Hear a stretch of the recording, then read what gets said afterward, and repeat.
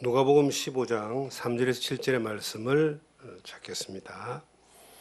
예수께서 그들에게 이 비유로 이르시되 너희 중에 어떤 사람이 양 100마리가 있는데 그중 하나를 잃으면 99마리를 들여두고 그 잃은 것을 찾아내기까지 찾아다니지 아니하겠느냐.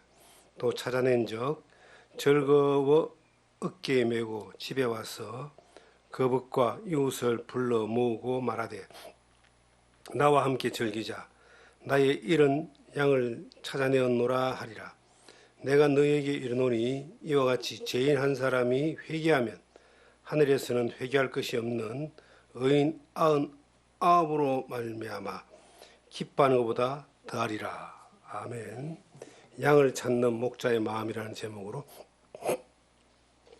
누가복음 15장 3절에서 7절의 말씀을 통해서 우리에게 주시는 하나님의 은혜를 함께 나누기를 원합니다. 이 본문의 말씀을 보면은 비유라고 말씀하고 있습니다. 예수님이 어떤 사람들을 향하여 이 비유의 말씀을 전했냐 하면은 1절부터 2절에 그 대상이 나오고 그 이유가 나옵니다. 모든 세리와 죄인들이 말씀을 들으러 가까이 나아오니 바리새인과 서기관들이 수군거려 이르되 이 사람이 죄인을 영접하고 음식을 같이 먹는다 하더라. 여기 장면을 보면은 예수님을 따라오고 예수님의 말씀을 듣고 또 예수님을 통해서 자유와 평안을 누리기를 원하는 많은 사람들이 따라왔는데 대부분이 세리와 죄인들이라고 이렇게 기록되어 있습니다.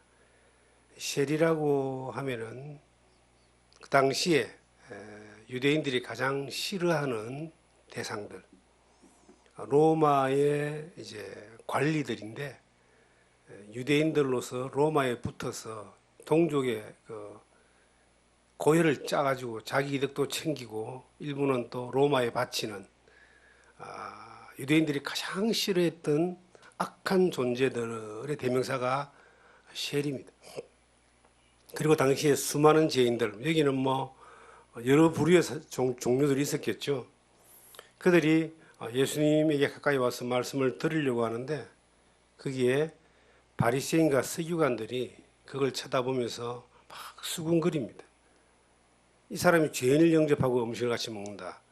예수가 어떤 사람이길래 자기들처럼 훌륭한 사람들, 고귀한 사람들, 죄도 없는 사람들을 상대하지 않고 저 밑바닥 죄인들을 저렇게 상대하면서 같이 음식도 먹고 그러느냐 하고 수근거리고 이제 비방하기 시작합니다.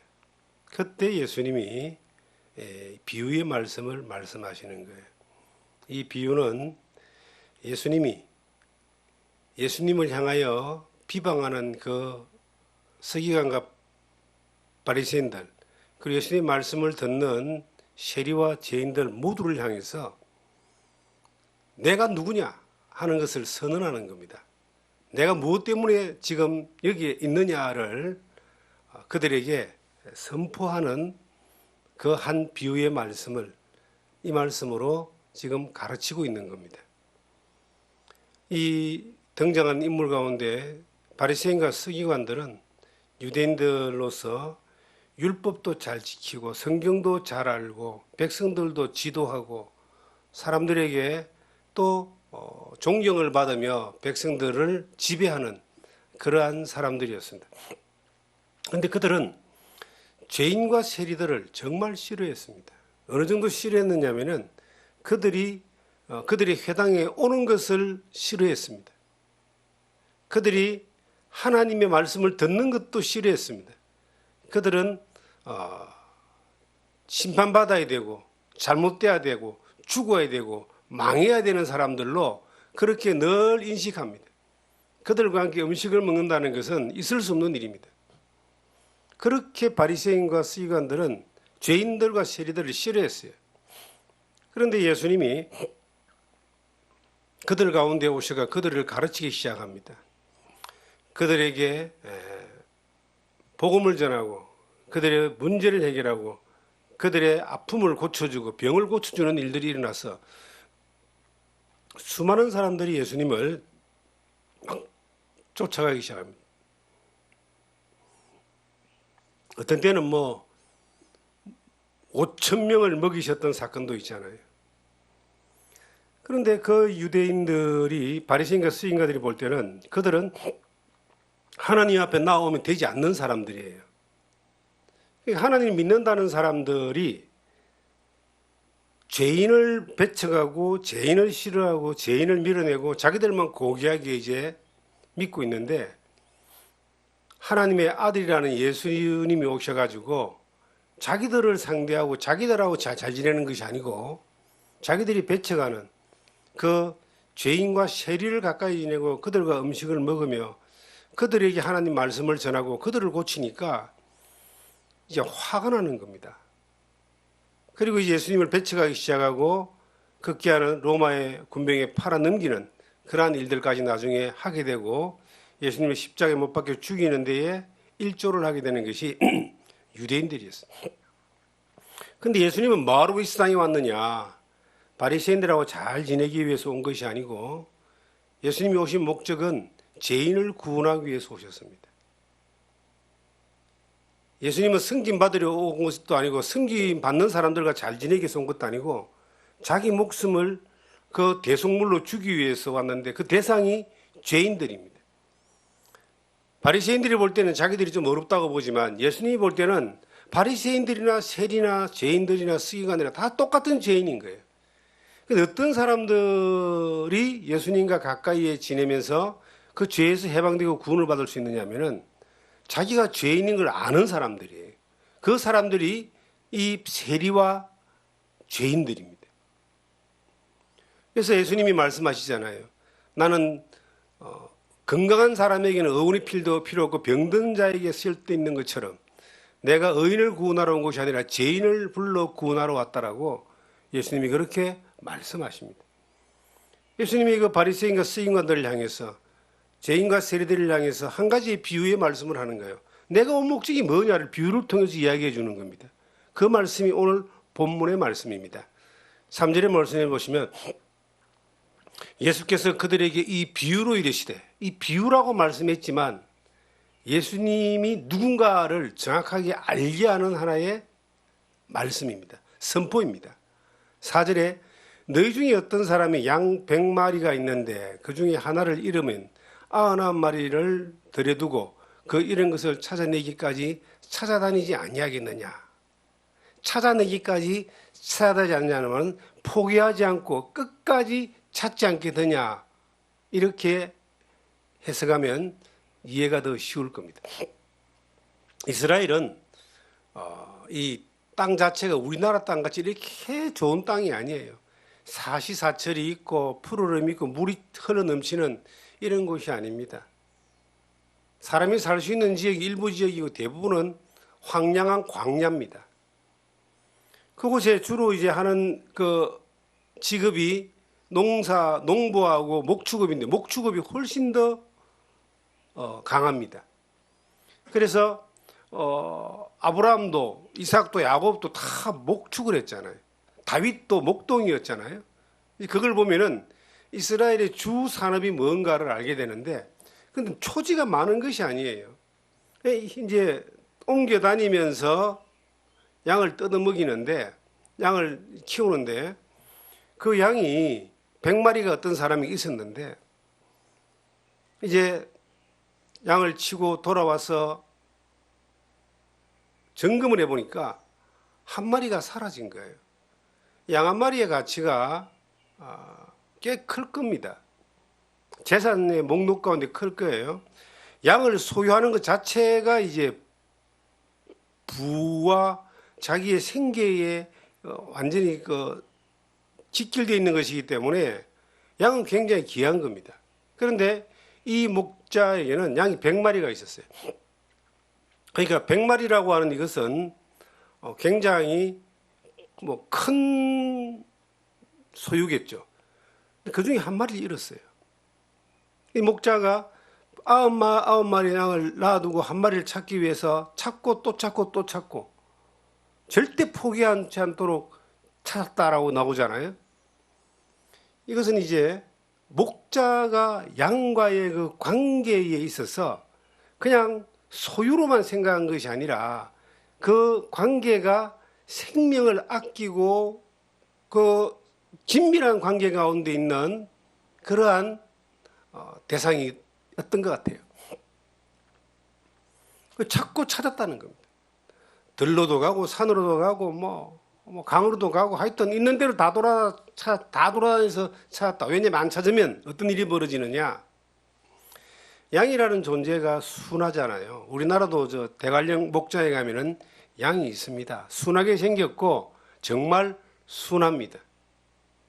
염소는 조금 포악하거든요. 성질나면 들어봤는데 양은 그런 일도 없답니다. 싸우지도 않는답니다. 그 양은 항상 목자가 이끌어야지만이 가는 거예요. 자기 집도 못 찾아가는 게 양이라고 합니다. 항상 그래서 목자가 이끌어서 안전한 곳에 옮겨줘야 되고 또 그 광야에 그 늑대나 여우나 그 포악한 것들이 잡아먹으러 오면은 그걸 또 지켜줘야 돼요. 엉뚱한 길로 가서 늪에 빠지지 않도록 또 잘 인도해 줘야 됩니다. 양처럼 순한 존재가 없는데 양처럼 멍청한 존재도 없다는 겁니다. 목자가 없으면 아무것도 못하는 거예요. 앞에 있는 것만 먹지 먹을 걸 찾으러 가는 것도 잘 못한다는 겁니다. 물도 있는 데를 이끌어줘야 되고 목초지도 이끌어줘야 되고 안 그러면 헤매다가 다 죽는 거예요. 그게 양이에요. 목자가 볼 때 양이 사라졌어요. 이 양이 가만히 내버려두면 반드시 죽는단 말이에요. 죽는 게 뻔하기 때문에 먹혀 죽든지 굶어 죽든지 상처나 죽든지 길을 잃어서 헤매다 죽든지 100% 죽을 확률이 있지 자기 길로 돌아올 확률은 없다는 거예요. 그래서 양을 살리기 위해서 목자가 양을 찾으러 나가는데 찾고 또 찾았다. 저는 그 단어 가운데 찾아내기까지 찾아다녔다. 이 말을 찾고 또 찾고 또 찾고 또 찾았다. 조금 하다가 포기하는 것이 아니라 여기 가보니까 없는데 또 다른 곳을 또 가고 또 가고 또 가고 끝까지 찾아서 찾은 적. 그 다음에 5절에 보니까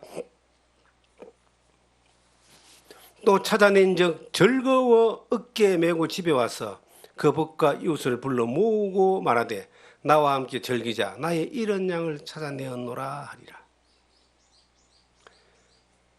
찾고 또 찾고 또 찾아서 찾아가지고 어깨에 메고 왔다는 겁니다. 저는 이 대목을 보면서 제가 성경을 예수 믿고 난 이후에 쭉 성경을 열심히 봤잖아요.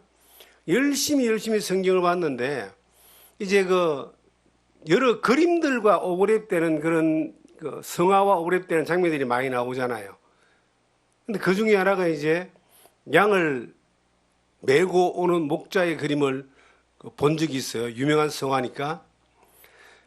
근데 그 그림을 보고 이제 이걸 보면서 굉장히 강렬하게 저는 개인적으로 와닿았어요. 그 양이 나다라고 하는 걸로.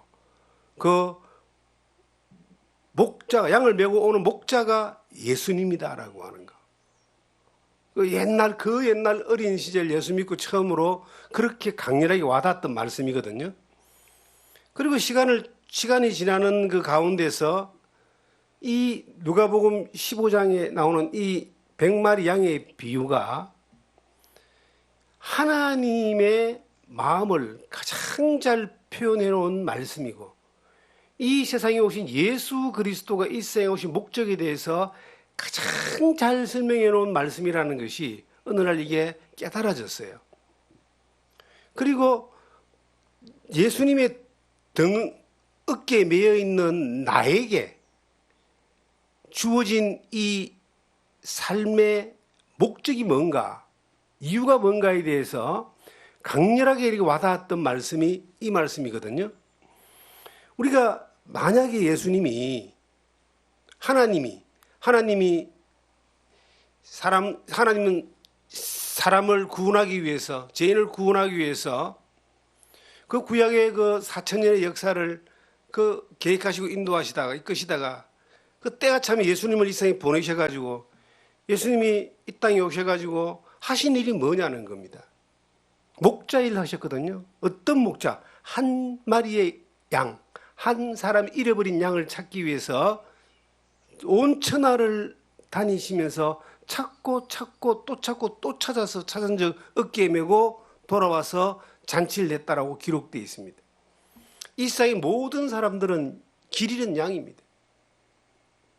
하나님을 떠난 인생은 전부 다 길 잃은 양들인데 그 양이 하나님을 찾아가기는 참 쉽지 않습니다. 죄인이 하나님을 찾아가기는 쉽지 않는 거예요. 아니 불가능한 거였죠. 아담 이후에 죄인이 하나님을 향하여 나아갈 수 있는 사람이 단 한 명도 없었기 때문에 하나님이 인간의 몸을 입고 이 땅에 오셔서 죄인을 구원하신 분이 바로 예수 그리스도입니다. 그래서 내가 곧 길이요 진리요 생명이다. 나로 말미암지 않고는 아버지께로 올 자가 없다 그랬잖아요. 하나님이 이 세상에 죄인을 구원하러 오신 그분을 만나지 않고는, 그분이 찾아서 하나님께로 가지 않으면은 아무도 구원받을 사람이 없다는 거예요. 저는 예수 안 믿는 가정에서 태어났습니다. 정말 내 마음대로 살다가 인생을 이제 끝내야 되는 그런 불쌍한 인생이었습니다. 목적도 없고 기껏 해봐야 돈 많이 벌어서 출세해가지고 부자 되는 것이 그 어린 날 목적이었습니다. 목표였습니다. 그대로 내버려 뒀으면 그냥 그렇게 살다가 가는 거예요. 그런데 어느 날 예수 그리스도를 만나게 되었습니다. 정말 우연을 가장한 필연으로 내가 이 말씀을, 하나님 말씀을 듣게 되고 예수 그리스도의 그 큰 사랑을, 나를 위하여 피 흘리신 그 그리스도의 그 놀라운 사랑을 믿게 됐습니다. 그것이 얼마나 큰지는 그 당시는 몰랐어요. 처음에 믿을 때 내가 죄에서 자유를 받았구나. 내가 지옥 가지 않는구나 이제. 내가 구원받았구나. 예수님 피로 내가 죄 사함 받았구나. 이 놀라운 사실 하나가 엄청난 자유와 평안을 줬는데 그보다 더 놀라운 것들이 뒤에 있더라는 겁니다. 예수님이 나를 구원하고 난 뒤에, 살려놓고 난 뒤에 우리의 처박아 놓고 떠난 것이 아니고 어깨에 메고 오셔가지고 그 우리에 놔놓고 그 기쁨을 잔치를 했는데, 신앙생활은 뭐냐? 첫 번째는 예수님을 만나는 거죠. 두 번째는요, 어깨에 올라가는 겁니다. 제가 신앙생활 참여할 때 열정이 있었으면 너무 감사했기 때문에, 자, 주님이 나를 위해 피 흘려 죽어주셨는데 나도 이제 주를 위해 죽어야 되겠다. 마음만은 주를 위해 죽겠다는 마음이 불탔습니다. 입으로 말하는 것 또한 그건 막 거침없이 말했습니다. 겁나는 게 없었습니다. 근데 신앙생활은 주를 위해 죽는 것이 아니라는 걸 뒤에 알았어요. 주 안에서 사는 거라는 걸 아는 겁니다. 주님의 어깨에 올라가 가지고 그냥 사는 거예요. 우리가 천국 가는 그날이 언제인지 모르지만 99마리가 이제 있는 그 양우리를 우리가 천국이라고 표현할 수도 있는 거거든요. 주인의 집에 안전하게 있는, 우리가 세상에서 가장 안전한 곳은 천국입니다. 이 세상에 사는 날 동안 전쟁은 있습니다. 사는 날 동안 위협이 있습니다. 사는 날 동안 그 영적 싸움이 있는 거예요. 그런데 광야 어디 구덩이에서 처박혀 있는 나를 주님이 찾아내가지고 어깨에 맸잖아요. 그리고 집에까지 가는 그 기간이 광야길인 거예요. 그게 뭐 하루길이 될지 3시간이 될지 얼마인지 모르겠지만 어깨에 메고 이제 가는 거예요. 어디까지? 잔치를 벌이는 집에까지. 잔치 중에 제일 큰 잔치가 천국에서 열리는 잔치입니다. 가는 그 기간 가운데 내가 목자를 이끌고 가는 것도 아니고 목자가 나를 목에 이래 메고 가는 것도 아니라는 겁니다. 얼마나 소중한 존재면 어깨에 메고 가느냐. 가끔 저는 여기 이제 시골에 짐승들을 키우잖아요. 개를 키우잖아요. 강아지가 이제 마당에 있는데 한 번씩 얘가 이제 그 마당에 이래 집을 크게 지어놨는데 얘가 한 번씩 탈출을 해요. 무슨 이유인지 몰라도 탈출을 해요.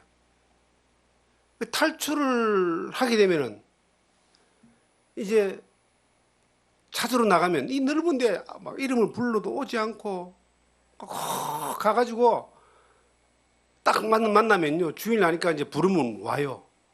그런데 오면 어떻게 하느냐? 내가 이 강아지가 소중하긴 하지만 이걸 어떻게 어깨에 메고 오겠어요? 안고 오겠어요? 그냥 목줄 해가지고 이제 끌고까지는 안 오죠. 따라오니까 다시 집으로 넣습니다.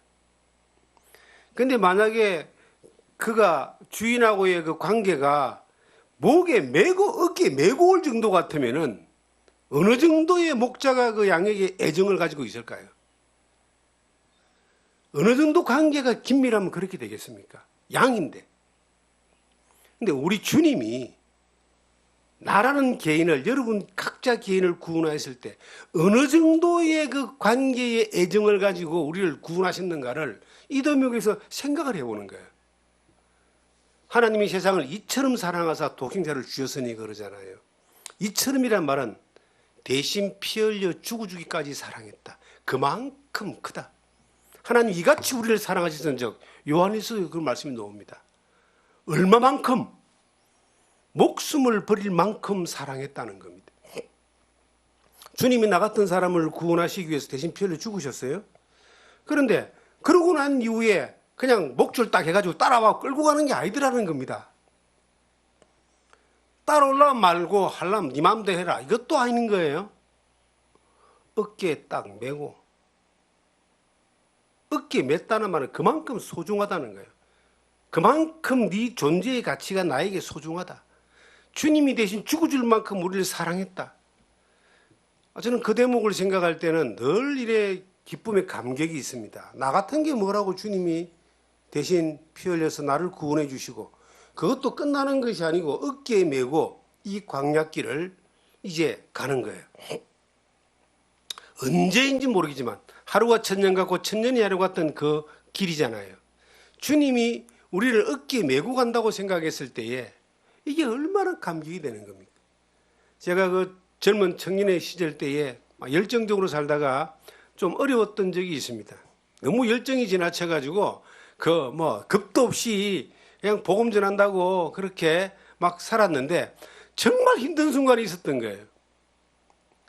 이제 경제적으로도 암울하고 사역적으로도 앞이 안 보이고 건강도 안 좋고 이게 관계도 여러 관계가 괴롭고 어려울 때 이제 그 당시에 이제 책을 이렇게 많이 봤습니다. 성경도 많이 봤지만 그 기독교 서점에 가면은 그 부산에 6일 서점이라고 있었어요. 그 부산 가장 중심가 서면에 거기에 딱 가면은 책방이 막 기독교 서점이 어마어마하게 큰데 거기 한 번씩 가서 이제 책 보는 게 그게 굉장한 그 위로가 됐어요. 그 책을 보면은 그 책도 좀 사가지고 오고 이제 그랬는데요. 어느 날 이제 그 책을 딱 보는데 어떤 그림이 하나 이렇게 딱 보이는 거예요. 어떤 그림이 딱 보이는데요. 그림을 이렇게 유심히 봤는데 굉장히 큰 감동을 받았어요. 그게 뭐냐니까 어떤 사람이 자기의 이제 지난 날을 회상하면서 이제 그림을 이렇게 이제 그 어려운 가운데 있는데 자다가 주님이 자기에게 그림을 보여주는 거예요. 자꾸 주님한테 이 사람이 불편하니까 왜 하나님 내가 이렇게 힘든데 나를 이렇게 가만 내버려 두시냐고. 나 정말 힘듭니다. 죽을 만큼 힘듭니다. 날 좀 도와주세요 하고 이제 막 절규하는데요. 이제 꿈에 이제 그림이 하나 탁 보여지는 거예요. 어떤 사람이 이제 자기가 걸음을 걸어가는데 주님이 자기 손을 잡고 그 바닷가를 이렇게 걷는 모습이 놓이는 거예요. 그걸 딱 보면서 주님이 나와 이렇게 함께 동행할 때 너무 내가 행복하고 즐거웠는데 너무 감사했는데 그런데 이제 그 발자국만 보이는 거예요. 발자국이 하나는 자기 발자국이 분명한데 하나는 주님의 발자국이야. 두 개의 발자국이 또박또박 걸어가는 걸 이제 보여주는 거예요. 그런데 이제 어느 대목에 가니까 자기가 너무 힘들고 어렵고 괴롭고 고통스러울 때 어느 순간부터 발자국이 하나밖에 없는 거예요. 그래서 이 사람이 막 불평과 원망을 늘어놓는 겁니다. 하나님, 내가 이렇게 힘들 때 주님은 내 혼자 내버려 두시기 때문에 내가 이렇게 힘들고 죽을 만큼 고생스러웠는데 발자국 역시 하나밖에 없. 주님이 안 계시니까 나를 버렸었으니까 내가 이게 고통스럽다고 그렇게 막 원망하니까 귓가에서 소리가 들려오더라는 겁니다. 야, 아무개야, 너 발자국을 자세히 봐라. 그 누구 발자국인가? 자세히 봐라는 거야. 자세히 보니까 그 발자국이 자기 발자국이 아니고 주님 발자국인 거예요. 이 사람이 가장 어렵고 가장 힘들 때 자기 발자국을 놓고 주님 발자국밖에 없는 거예요. 아니 이게 어떻게 됐냐고. 그때 또 소리가 들려오는데 내가 너를 안고 걸어가고 있다. 그 소리가 들렸다는 거예요. 그 사람이 거기에서 감동을 받고 내가 어려울 때 주님 나를 버린 것이 아니고 주님이 나를 안고 업어서 이리 걸어가시기 때문에 발자국이 하나밖에 없다는 것을 알게 되고 그러니까 위로받고 힘을 얻고 다시 회복됐다는 그 놀라운 것들 그림을 통해서 그 설명을 하는 걸 본 거예요. 굉장히 감동이 되는 겁니다. 그때 그 그림을 그 장면을 들을 때에 생각나는 게 바로 이 장면이었어요. 주님이 양을 찾아가지고 어깨에 메고 갔다는 거죠. 제가 가끔 이런 말을 씁니다. 하나님이 나를 품에 안아가지고 이 인생길을 걸어가신다. 또 어려움을 당하고 힘겨움을 당하는 분들 교제하고 위로할 때 또 기도할 때에 또 그렇게 손을 잡고 기도할 때 그 이야기를 꼭 넣습니다. 하나님의 품에 안겨가지고 간다는 것을 깨닫게 해달라고. 그런데 우리 일생이요, 하나님의 품에 안겨서 가는 게 우리의 신앙의 일생입니다. 주님이 나를 목줄 끌고 가는 것도 아니고 내가 주님 앞에 가는 것도 아니에요. 주님 따라가는 것도 아니에요. 이 훈련이 잘 된 양무리 개들이 있잖아요. 그러니까 그 개들은 이제 주인이 말만 하면 그대로 다 하거든요. 우리가 그런 말만 하면 다 하는 그런 충성된 개가 아니라는 겁니다. 시킨 대로 하는 그런 존재가 아니에요, 우리가. 주님은 우리를 시킨 대로 하는 존재로 보는 것이 아니고 우리를 어깨에 메어가지고 그 광야길을 걸어서 안전한 길로 가서 집에까지 데리고 가는 그러한 존재로 우리를 보고 계신 것이다.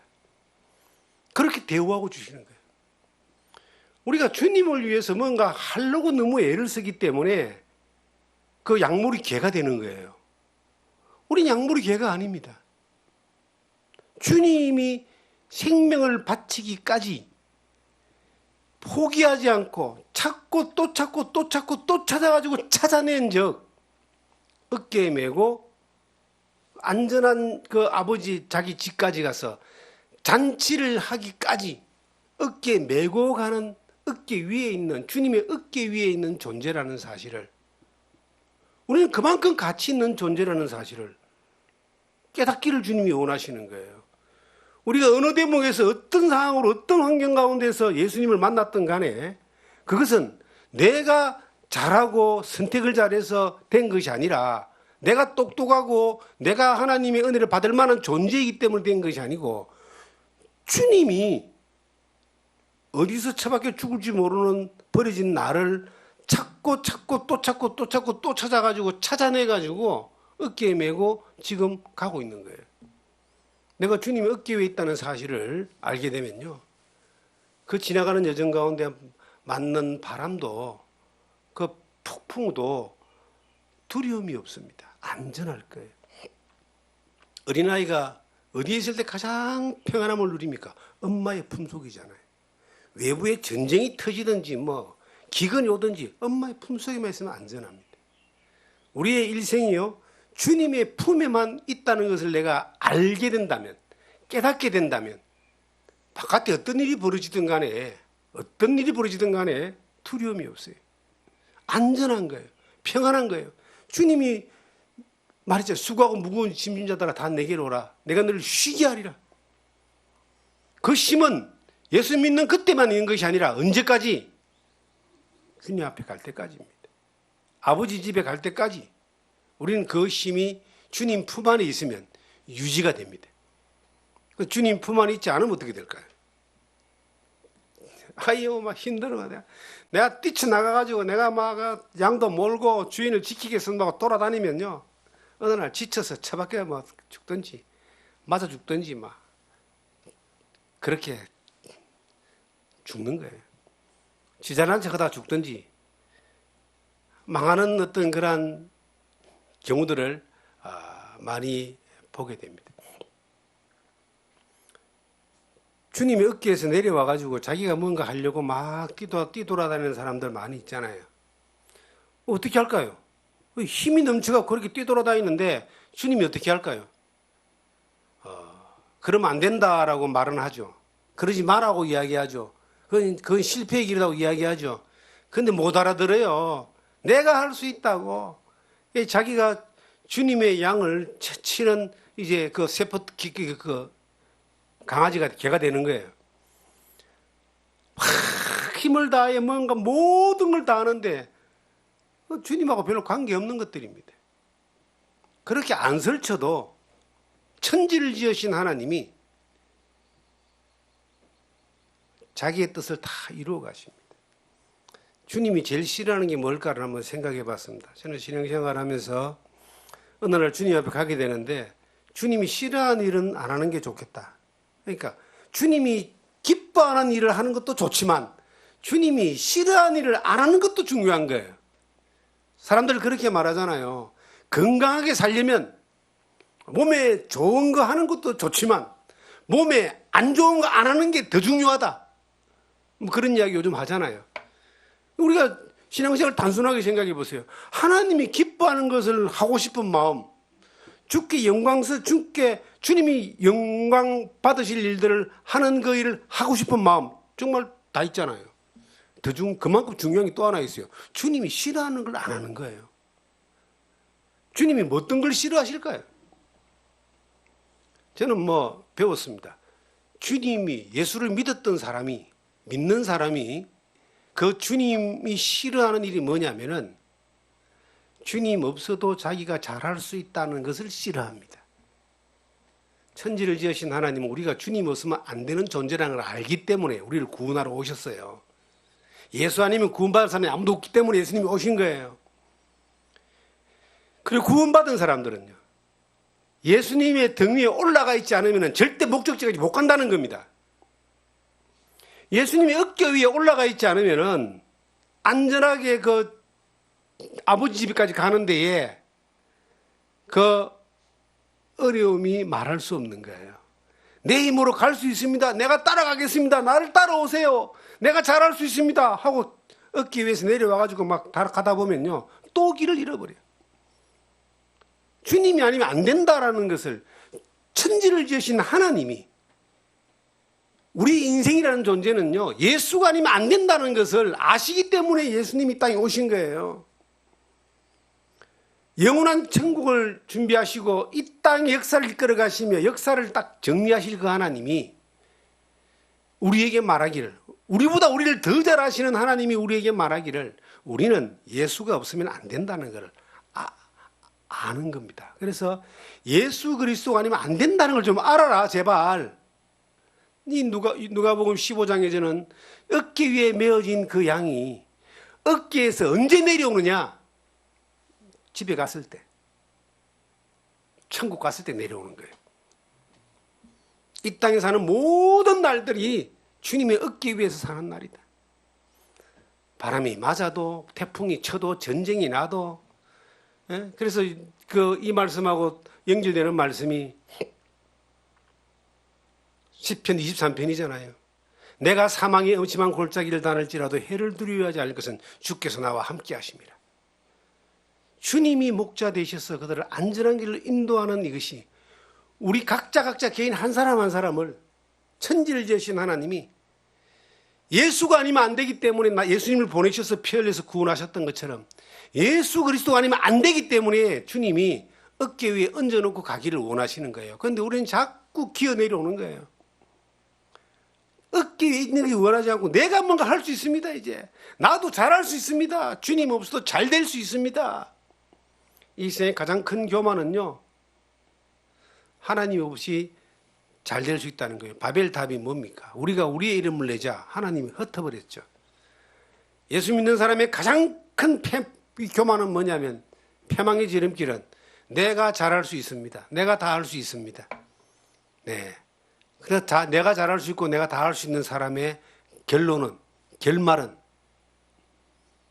그것은 패망입니다, 여러분.